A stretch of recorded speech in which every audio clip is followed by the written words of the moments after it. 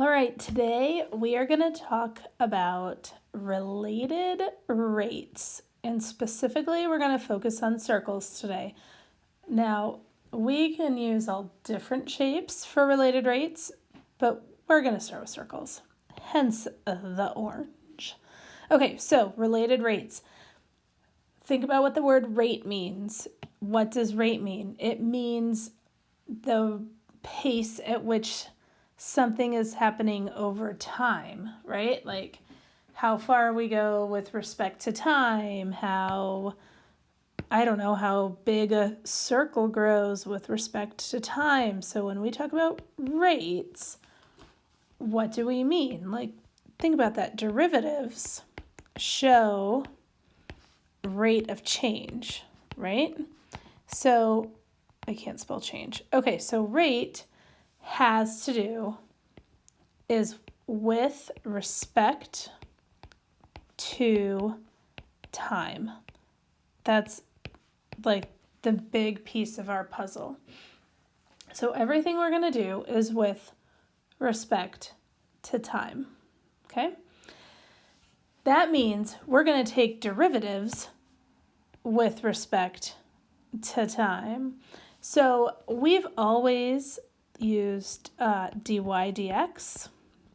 That's been what a derivative meant, and that meant with respect to x. We were taking the derivative of y with respect to x.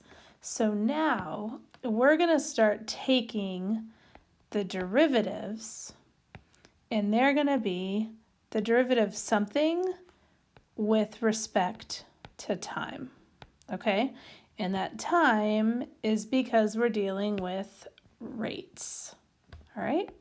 So is everybody cool with that? Does that all make sense? I'm going to say it again. Typically, we take the derivative of y with respect to x. We are now going to take the derivative with respect to time. So dy dx, remember when we first talked about derivatives, I said that you could just say d dx, or you could say dy dx, because it didn't matter what you were taking the derivative of as long as it was with respect to x. So d dx was synonymous with dy dx. So now we're going to look at d dt because it's the derivative with respect to time. Okay? So we can take the derivative of lots of different things with respect to time. So for example, we can maybe take the derivative of area with respect to time, okay? Like maybe the area of a circle. Or we could take the derivative of radius with respect to time, and we would call that dr dt. Or maybe we could take the derivative of volume with respect to time, right? So we can take the derivative of just about anything with respect to time. And if we do that, it's going to be talking about the rate. So we can have dA dt, dr dt, dv dt, d dt. We're going to get real creative with this, okay? And it's all going to be with respect to time. Okay, so let's just do some examples to practice notation, okay? Notation is something we have to kind of conquer here before we get too far. So, like if we know that y equals x squared, and we want to take the derivative of that, then we would say dy dx is 2x, right? Because we had y and x, so we took the derivative of y with respect to x. So dy dx is 2x, okay? So now I'm just going to make things up. Like what if we have p equals r cubed? I don't care what p and r represent here, just those are the variables we're given. So if we have p equals r cubed, then the notation on that would be dp dr equals 3r squared, because we took the derivative of p with respect to r. So 3r squared dp dr, just like we had dy dx. Do you see what I mean? See how the P is the Y and the R is the X? Okay, what if we had M equals T squared plus 2T? Okay, then what are we doing? We're taking dm dt, and it's going to be 2t plus 2 because we took the derivative of m with respect to t, which is dm dt. With me? Okay, do you want to try one? Try this. What if I told you k equals 4a to the 5th? What would be the derivative? Hit pause, think about it. What would be the derivative? Okay, the derivative would be dk dA equals 20a to the 4th. Okay, you with me? See how this is going? All right, what if I wanted to talk about, what if I told you dH dt? What do you think that would represent maybe? So this maybe would represent height with respect to time. Okay, so in that case, if I gave you dH dt, you could bet we would maybe have a height that's changing. Maybe some things like growing, right? Somebody's getting taller. Isn't your height changing with respect to time as you grow up? So that's where this stuff comes in handy. Like maybe we're going to talk about a circle that's getting larger, right? It's growing. So what's changing of the circle? Well, the radius is changing. The diameter's changing. What else is changing of the circle? The whole area is changing, right? The area is getting bigger. So as a circle grows, like what kind of circle grows? Maybe like a drop of water, right? So if we've got water and something falls in it, and then you get like a ripple, you know how the ripple gets bigger and bigger and bigger? That circle's changing, but all parts of the circle are changing. The radius is changing, the diameter's changing, and the whole area is changing. So as the radius grows, so does the area, but they don't grow at the same rate because they're not the same. They're related. Oh, see how I did that? Okay, so related rates. So let's specifically talk about our friend, the circle. Okay, so here's my circle. What is the formula for area? We've got A equals pi r squared. Okay, just so we're clear, pi is a number. Is pi a variable? No, pi is not a variable. It's just a number. Like I can rewrite this as A equals 3.14 r squared, right? It's a number. So what is the derivative of pi? It's 0, right? The derivative of 10 is 0. The derivative of 100 is 0. The derivative of pi is 0. Not a variable. Okay, so that means there's two variables here. And if we were going to take the derivative of either of those with respect to time, what would we get? Well, let's look at this. The derivative with respect to time of A is going to be dA dt, right? And what about the derivative of radius with respect to time? It's going to be dr dt. You follow me? So, okay, we have this equal sign, and then we need to multiply like something here. So, do you see how this is kind of going? So, but then if we're talking about the derivative of area with respect to radius, what do we get? We get dA dr, right? So that works. And you're like, okay.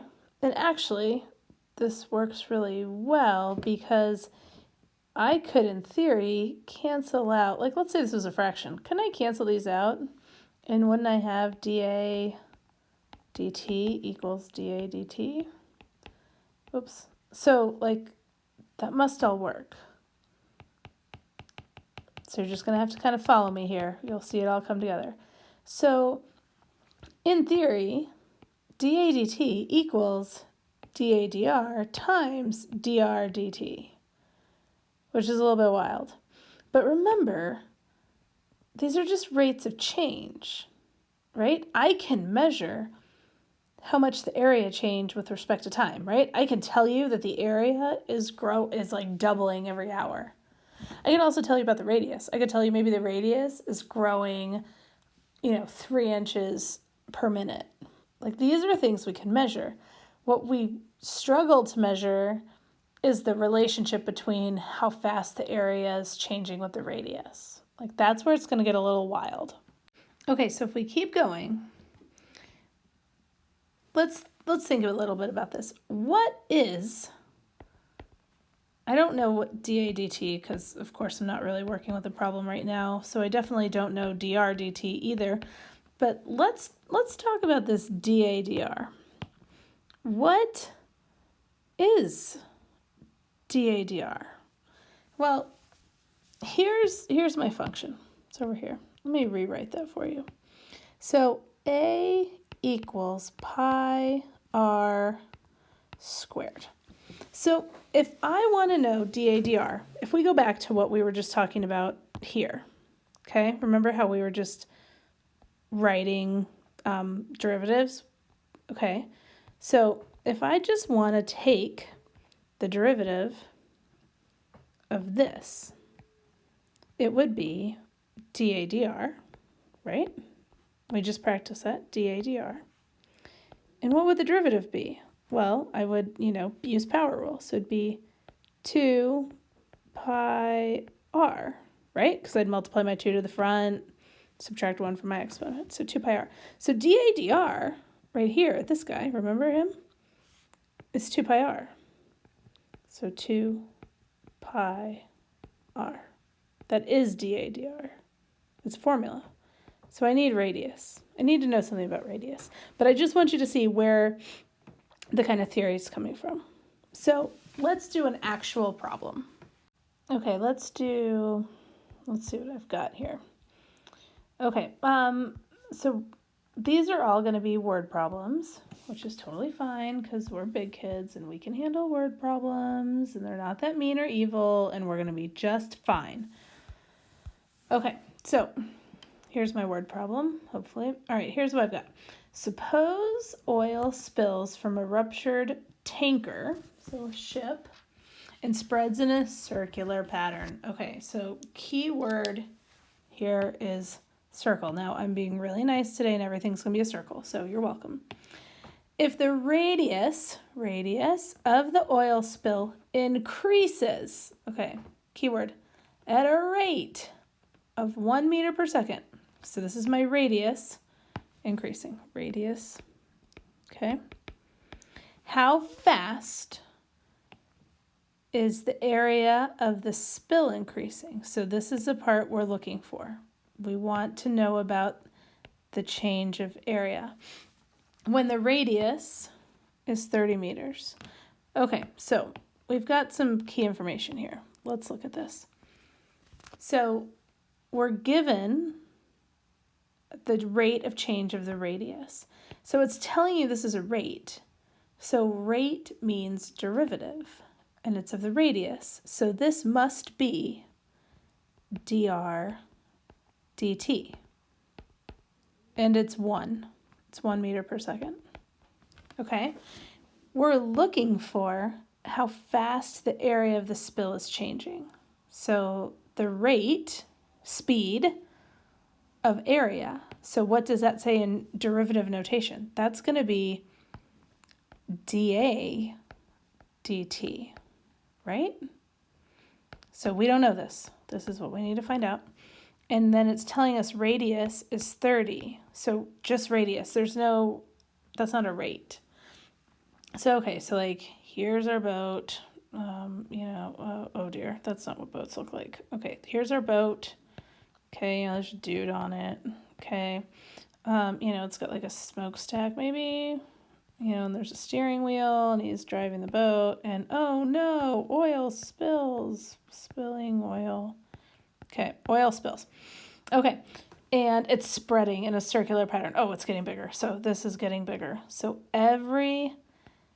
this oil spill is just getting bigger and bigger and bigger. And the longer it sits there, the bigger the radius of this oil spill goes. And because this is a magic world, it's a perfect circle. So what they've been able to measure is the radius. They can tell that every second, the radius is growing by a meter. So we know that this radius is increasing by 1 meter every second. So our question is, what's happening to the whole area? Okay, so we can take a snapshot of this when the radius is 30 meters exactly. What do we know about the area's change? So that's the question. Okay, so let's start with what we know.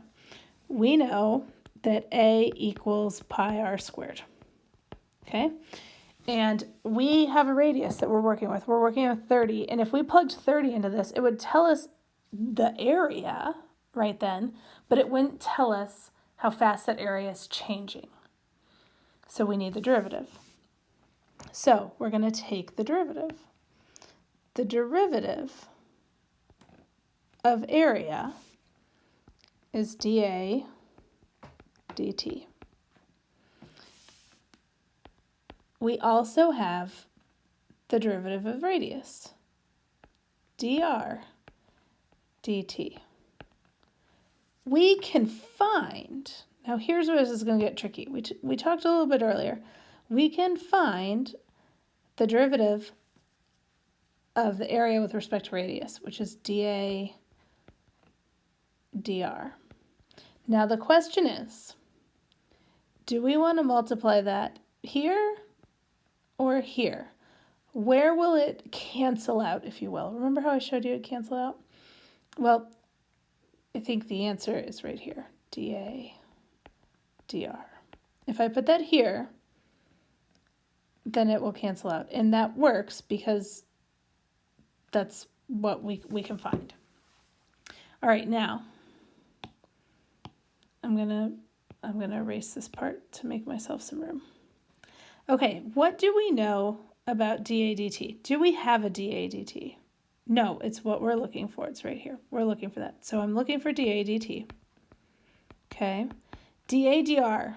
We can find dA dr. Remember, we talked about if we took the derivative of this, we'd have 2 pi r. So dA dr is 2 pi r. And then do we have dr dt? What do we know about dr dt? Well, we know dr dt is 1. Okay, so times 1. All right.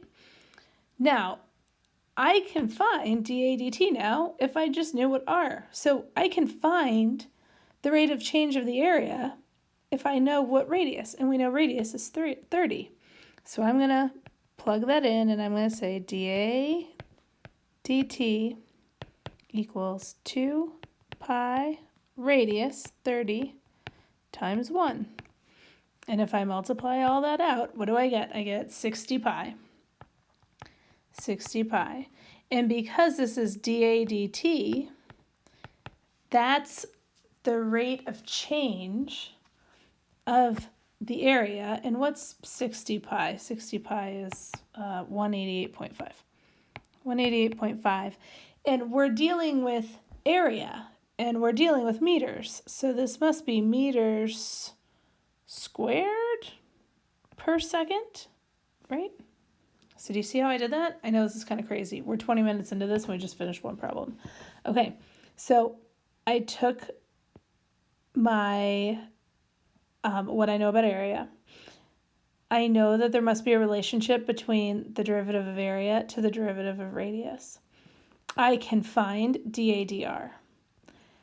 I'm choosing to multiply dA dr times the derivative of radius because they would cancel out, if you will, to equal dA dt.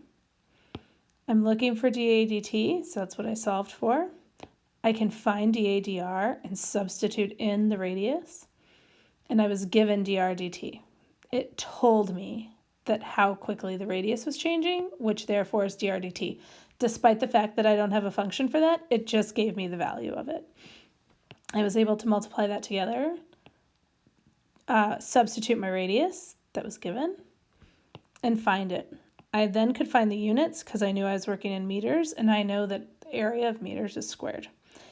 It's per second because it's a derivative, therefore talking about change, rate of change, which means it needs to be with respect to time, and the time was seconds. Okay, let's try another one. All right, let's get another one here. Let me pull it up. These, you're going to see that these all have the same pattern. So once you get the hang of it, it really, I swear, it gets better. Okay, so suppose the radius of a circle is increasing at 7 centimeters per second. How fast is the area increasing when the radius is 20? Wow! All right, let's go back with our highlighter. Suppose the radius is increasing at 7 centimeters per second. Okay, so radius increasing means rate, radius, so this must be dt, nope, radius, dr dt. Okay, so here's a piece of information. Okay, how fast is the area increasing? So here's another piece. How fast is the area increasing? Why do I keep doing that? How fast is the area increasing? So it's asking a question. So area is dA, how fast means dt, so dA dt, and this is what we're looking for. Okay? When the radius is 20 centimeters, so radius, oh man, radius 20, oops, 20, oh dear, oh geez, okay. All right, radius is 20. So let's go back to let's deal with what we know about. So we know A equals pi r squared. So that means we can find dA dr, right? dA dr is in fact 2 pi r. Okay, so we've got that. So if we talk about the relation between dA dt and dr dt, the common connector is dA dr. Okay, so let's look at these. Do we know dA dt? We don't. So that's just going to keep living here. dA dt, we do not know it. Do we know dA dr? Yes. Ooh, look, it's right here. It's a formula. 2 pi r. Do we know dr dt? We do. It's 7 centimeters. So we're going to multiply by 7. Now we're going to come back one more time, and we're going to be like, oh, yo, we've got this r. What could it be? Oh, just kidding. It's 20. So I'm going to go erase my r. I'm going to make sure that my 20 by 7 are both in the same unit. Don't get yourself hung up on like meters somewhere and centimeters the other place, because that'll just make a big fat mess. And they're both centimeters. So I'm going to substitute in a 20. So now I know that the rate at which the area is changing, dA dt, is just a matter of multiplying this. Look, these are just numbers. So 20 times 2 is 40. 40 times 7 is 280. 280 times pi is, I don't know, a ridiculous number. 879. 879. But this is a rate, right? Because we've got this t. So we need units. So come back up here. What units were we dealing with? We're dealing with centimeters per second, but it's area. So it has to be centimeters squared per second. So the rate at which the area was changing when the radius was 20 was 879 centimeters squared per second. Does that make sense? Okay, oh my gosh, we've been doing this a long time. Should we try one more? Okay, we'll go for one more. We'll go really quick. Speed round. Okay. Oh no, Okay, a circular puddle of water is shrinking by evaporation so that its radius decreases by 10 centimeters per hour. How fast is its area shrinking when the radius is 1 meter? Okay, really, same thing, highlighter. Its radius is decreasing, so we know that that's the radius. It's changing, so this is dr dt. How fast is the area shrinking? So it wants to know about dA dt. We don't know that. And the radius is 1. Okay, so we're given r equals 1. So again, a equals pi r squared. Now listen, I know you know that one, but when we talk about like cones, do you know the formula for cone? I don't know. It's probably worth writing out. So therefore, dA dr is 2 pi r. Okay, so we need dA dt. We know there's a relationship between that and dr dt. The relationship that's going to connect those two is dA dr, right? So dA dt, I do not know, I'm looking for it. dA dr is 2 pi r. Well, what is r right now? It's 1. Oh, how nice. dr dt, we were given that information. It's 10. So it's 10. Oh, nope. Hello. It's 10. Oh, dear. Okay, it's 10. So therefore, dA dt is 2 times pi times 1 times 10. 2 times 10 is 20 times pi is blarg. I don't know. A large number. Wait a second. Did you catch my mistake? It's in there. I just was talking about this. 1 meter, and what's this? Centimeters. This 1 meter is not right. What does this need to be? This needs to be 100 centimeters. Okay, so 2 pi times 100 times 10 is a gigantic number.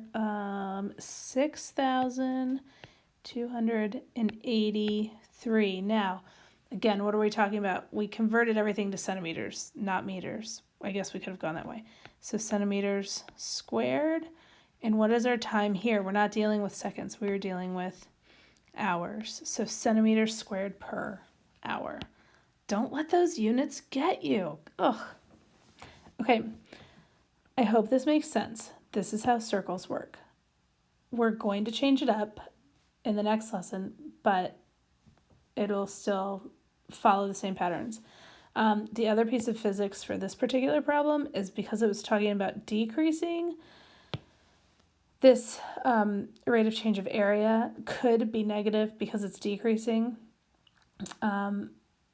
That's fine, but when we're talking about rate of change, it doesn't necessarily have a sign, right? But you're not wrong to put a negative there either. Okay, I hope that works. You guys are the best.